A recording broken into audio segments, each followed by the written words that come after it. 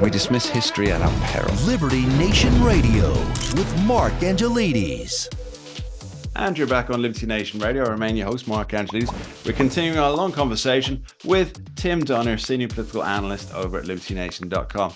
Now, Tim, we really run a number of subjects already in this show, but I would like to continue briefly with what we're talking about, free markets, and how the term capitalism is used as is often used as a negative, because it's created as a negative term, but as you say, it's being thrown back in the face of those who generate it.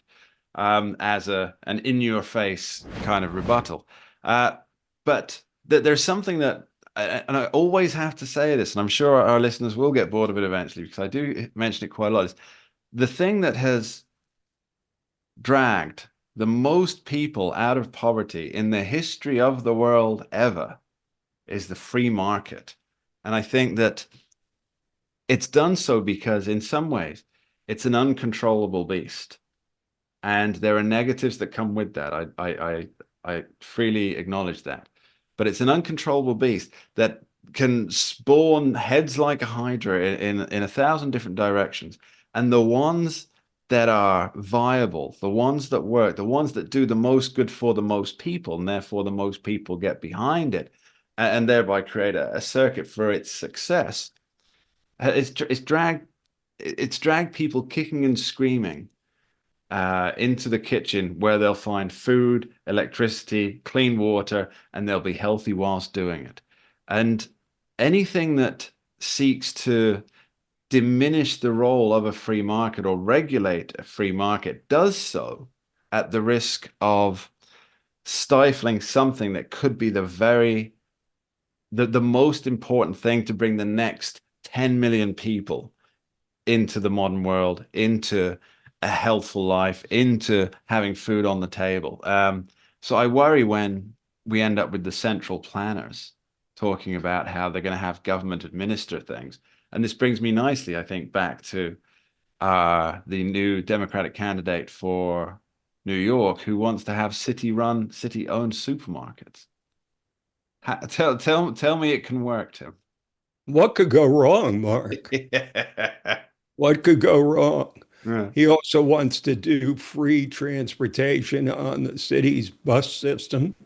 And I'll give him this for bluntness and honesty. He said, I'm going to do this. I'm going to have universal health care, free passage on buses, and all sorts of associated socialist style perks. And before you ask how I'm going to pay for it, I'll tell you, I'm going to tax the rich. So at least he's honest. Sure. I mean, at least he says exactly what he means. And you can be sure that, the people of means, shall we say, the shakers and movers, the people, who become wealthy as they live in New York, are already putting into place tentative plans to move out of there. If this guy is elected mayor, I can tell you it's, there's been an exodus away from New York and away from California. We all know it. It's a historical fact, to the extent that there may be a turnover of 12 congressional seats from blue to red states if things continue as they are when the next census is done in 2030. That'll tell you more than anything else about the exodus from blue to red.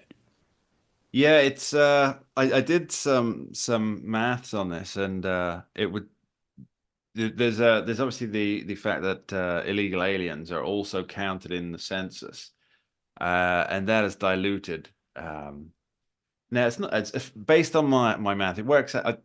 I did this on like at the back of an envelope, figuring it out, but I'm fairly sure it's about right. But it works out for each lower house seat, it's about 740-ish thousand representatives for each thing. So at least 3 seats have been diluted to one party or the other. And this mostly benefits the blue. Now, you say 2 to 3 seats in the current Congress. Well, that's hardly anything out of 435. But But it is. It is, especially because it's capped at 435, right? There's not like some extra ones. It's so those ones that are diluted, Right. and you've got what? You've got a margin of literally just a couple of seats between the majorities and minorities. 2 to 3 seats makes a difference. It makes all the difference in the world, I might say. Well, you see that California and New York and Illinois and Pennsylvania Hmm. are, have already lost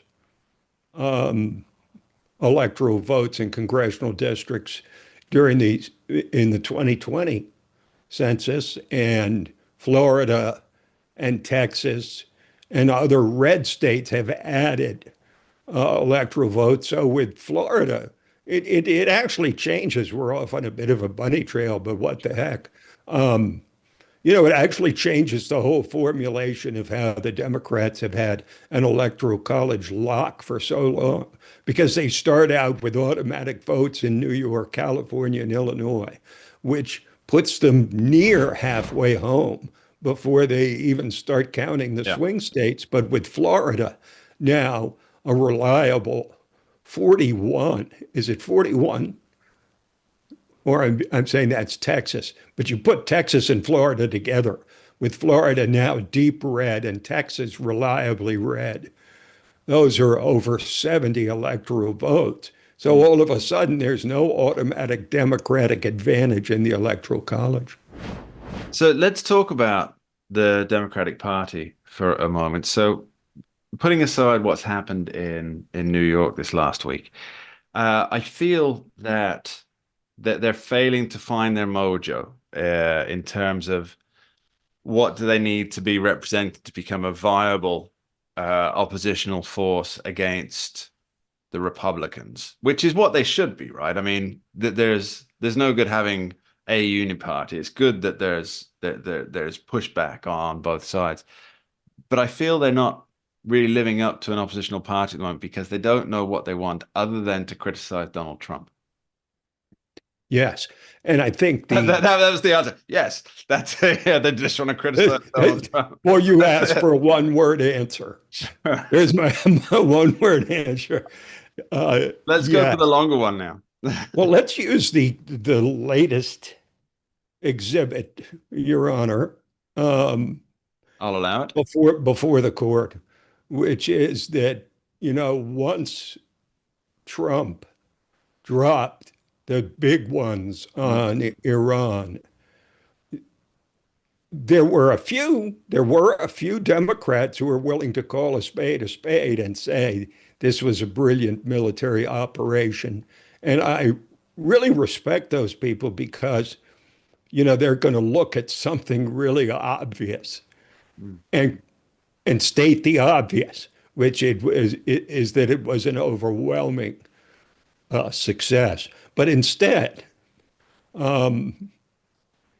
of what the few did in the Democratic Party, the overwhelming majority reacted by saying it was unauthorized. He should have held a debate on the House floor Yeah. about a secret operation to take out Iran. Sure, they would keep that in house. Nothing from that would leak. Yeah. And now they're trying to say, Adam well, Schiff would be having 12 toilet breaks there, I guarantee you. well, and their spin is that Trump exaggerated the level of damage because a preliminary report from one defense agency out of about 19, Hmm.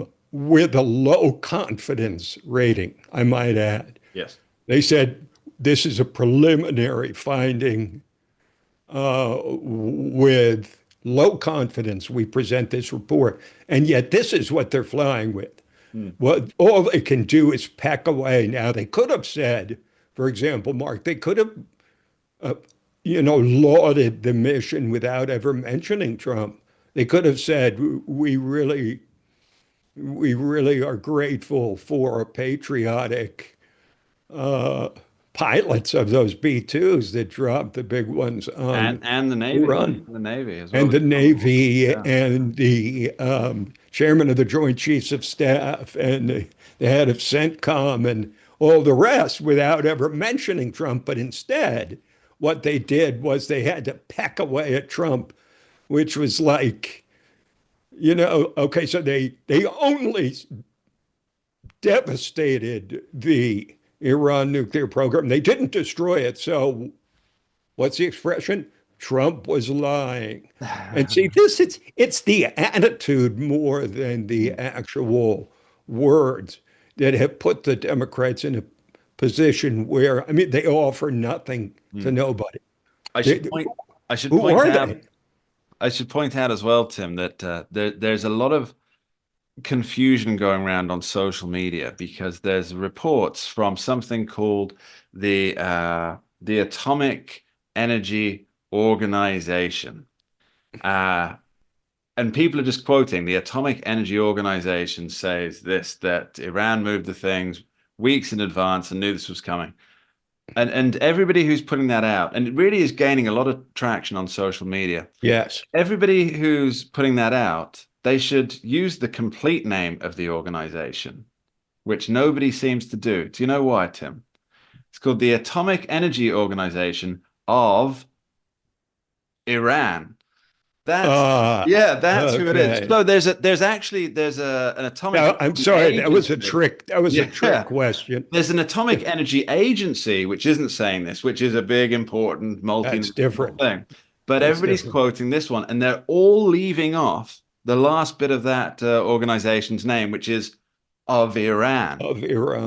But of You're course, right. So we can take the word of the Iranian media, state-controlled media. Of course. The good thing about the state-controlled media in Iran, though, is that they can claim that they gained revenge against the U.S. for the attacks on the nuclear facilities, even though it was a weak showing in response. But nobody's going to challenge them because there is no competing media in Iran. There's only a state-run media. But, they look very small and petty doing this.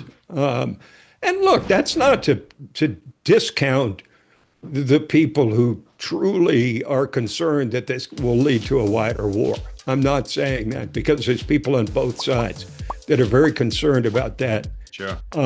But so far, it's been contained to a degree that I think is quite surprising, Mark. Very much so. We're going to be back continuing this conversation after this short break. Don't go anywhere.